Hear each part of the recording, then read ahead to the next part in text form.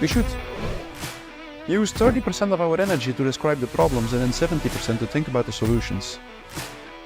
The core of the problems of our society, in terms of a population which for certain reasons is very sensitive to propaganda.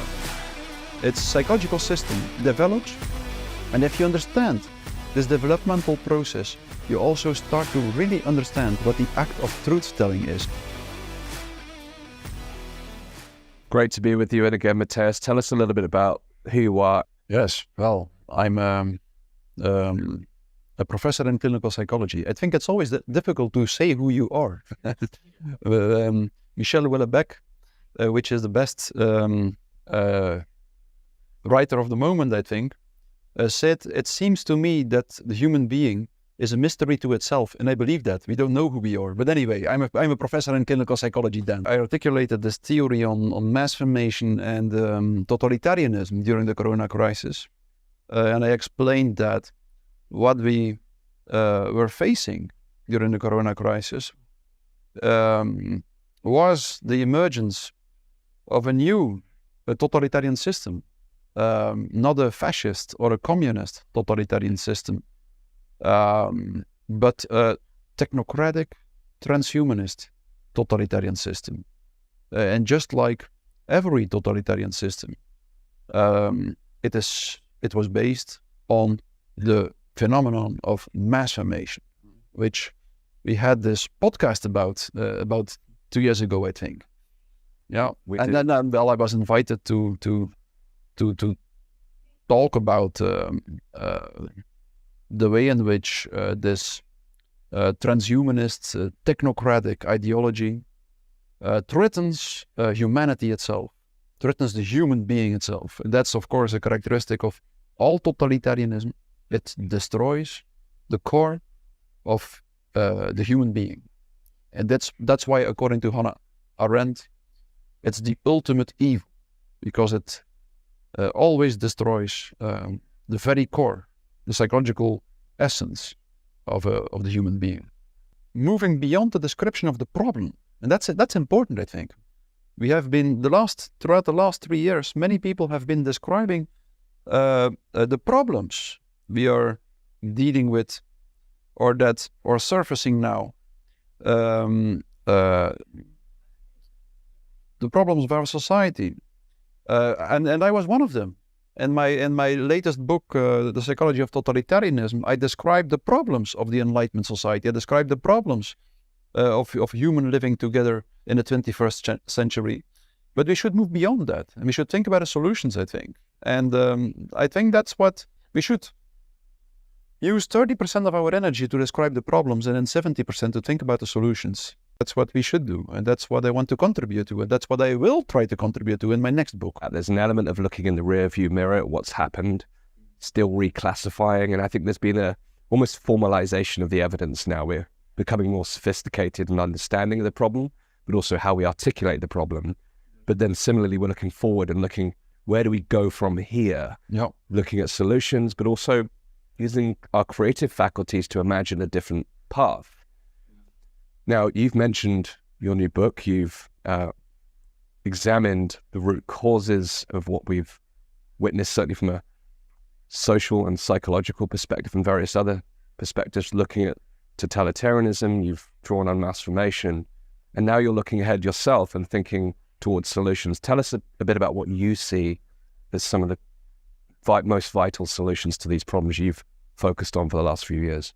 Yes, from the analysis of the problem follows logically the solution, I think. And I've analyzed the core of the problems of our society in terms of a population which for certain reasons is very sensitive to propaganda. And since the 19th century on, we see how a new elite emerged, in particular since the French Revolution, I think, a new elite which uses excessively propaganda to manipulate the population. The old elite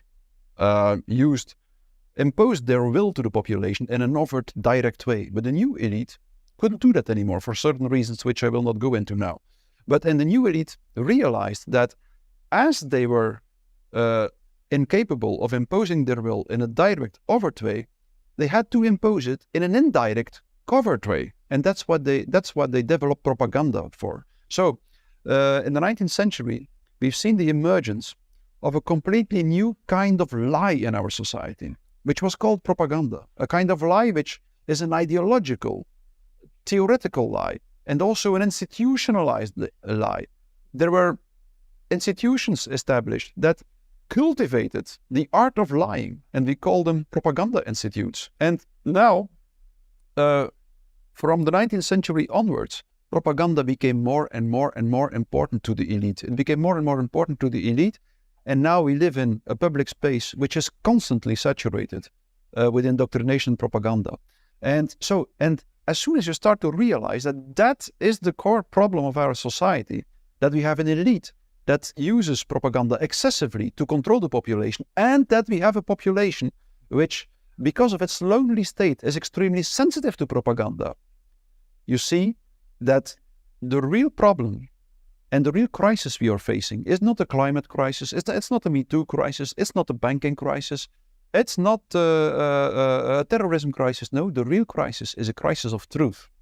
And the solution to the problem is truth-telling. We cannot fight propaganda with propaganda. We can cure a society which is sick of propaganda only by the act of truth-telling. So that's what we have to rediscover and reinvent at the moment. We have to rediscover what it means for a human being to tell the truth and what the act of truth-telling from the psychological perspective really is. And that's what we have to cultivate. That's the art we have to practice, the art of truth speech. And we shouldn't think naive about truth. Truth is not a simple thing. We cannot give a simple definition of truth. We have to feel what it means to speak the truth. Truth is something, literally, that we feel inside of us and that we articulate through words. And if these words reach someone else, the phenomenon of resonance manifests, which connects people to each other, which makes people transcend their individualistic existence and connects them. And that's why this truth-telling is the real solution to the problem of the Enlightenment tradition, to the root cause of the problem, which is this loneliness. So truth-telling is, at least at the psychological level, I think, the real solution and to the problems we are facing. I agree with you that it's incredibly challenging to define that truth. And if we take the kind of post-Enlightenment, materialistic, reductionistic kind of rationalism, everything that is observable, it's helped us to understand portions of the world, but it's left somewhat of a gap. But within that gap, is there also a risk that, say, through post-modernity, we've seen this rise of subjectivity? Is it possible that truth could be diluted by that form of personalized truth? What is true for me rather than what is universally true? Is that a risk when we talk about truth-telling? It is. I think truth has a certain paradoxical characteristic, which is that it is at the same time singular, strictly individual, and universal. That's the strange thing. You know, you speak the truth when you have the courage to show something that is something strictly of yourself, something that you usually hide behind an ideal image, behind your ego. When you articulate this very singular experience that you feel inside yourself, you speak the truth, so it's strictly singular. And the strange thing is that at the same time, when you do so, when you articulate this singularity, other people will recognize it and will resonate with it, meaning that it touches a universal string. That's the strange thing. That's the strange thing about the truth. It's at the same time strictly singular and universal. It's a paradox, but Niels Bohr, the famous physicist, said, every true theory ends in a paradox, and it's the same with a theory about truth. Truth is at the same time singular and universal. It's very characteristic. I can imagine hearing that some would say, well, how do we quantify that? And I think that comes from the Enlightenment theory of trying to objectively measure Do you have an answer to that? And is there a arbiter of truth? How do we discern beyond that instinctual, intuitive? There is no arbiter of truth. There is no truth criterion. We cannot measure it. It's impossible. Truth is not a phenomenon that can be measured or quantified, I think. It's a pure experience. For a certain reason, sometimes we have the experience that someone tells the truth. And that experience has a lot to do with resonance. Sometimes we feel that we resonate with something someone else says. And that's the fact, I think, that happens under certain very specific conditions. If someone's speech starts from something he really experiences inside of himself, and if he has the courage to penetrate with his words, this veil of appearance, if he can talk without caring about the consequences in the world of appearances, then, and there is someone else who opens up and who can receive these words, that's the moment when you have the feeling, the experience that someone is speaking the truth. But we can never quantify that, I think. It's something that we have to experience. That's the only way. It's a phenomenological, it's a phenomenon that we have to experience to know that it exists. What's interesting, when I asked you at the beginning, who are you? And even that question, and I really enjoyed your response. Now, does that also pose part of the challenge? Because we do, as humans, tend to identify, in the business world, people recognize job titles, and that's how they create identity and meaning. But when we ask that deeper question, and if we are finding that wanting, is there therefore a void of truth? And how do we go from that explorative question to actually going deeper into finding that truth? Are there barriers that are perhaps internal barriers as well as external barriers that prevent us from accessing the kind of truth that you're talking about? Yes, I think indeed, if someone asks you who you are, you can answer that question in a, how would I call that? In an imaginary way. Answer right, just you can tell them your name, you can show them some certain photographs of yourself. You can refer to your career or your social status, doesn't matter what, but that's all the world of appearances. Who someone really is, we can only learn by resonating with what he says. Again, it's this phenomenon of resonance. You need someone who wants to show something of himself that usually remains hidden behind the outer appearance of someone, to really connect to someone and to really feel who someone is. But the strange thing is that in the end, indeed, we don't know ourselves. We need someone else to know ourselves. It's at the moment that we feel that someone else resonates with what we are saying, that we also can see and feel ourselves outside of ourselves. So we need the other to know ourselves. So how does that deeper, almost existential questioning connect with the types of questions that are being asked at a conference like this, which is, in its original form, was really focusing on the scientific components of what had occurred over the last few years and continues to focus on some of the scientific elements? How does that type of deeper questioning connect with that scientific, observable process to try and quantify the reality? Is there a disconnect? Are they mutually exclusive, or are they? How do you see those two types of exploration when we seek the truth? I think they do connect with each other in several respects. The first thing we noticed during the pandemic is that science itself got lost in the world of appearances. I mean, so many people noticed that what presented itself as science was not science at all, that it was something imaginary, something that was absurd in many respects. And this problem was much older than the Corona crisis. And long before the Corona crisis, back in 2005, it was already observed that up to 85% of the academic papers are just false. John Ioannidis published a wonderful paper about that. So everybody who wanted to see it could start to see that what we thought was truthful and what we thought was rational knowledge was not rational knowledge at all. So the problem we were stumbling upon in our society was that we, in a certain way, nobody knew anymore what the truth was. And that's what then that's what we have to try to find a solution for.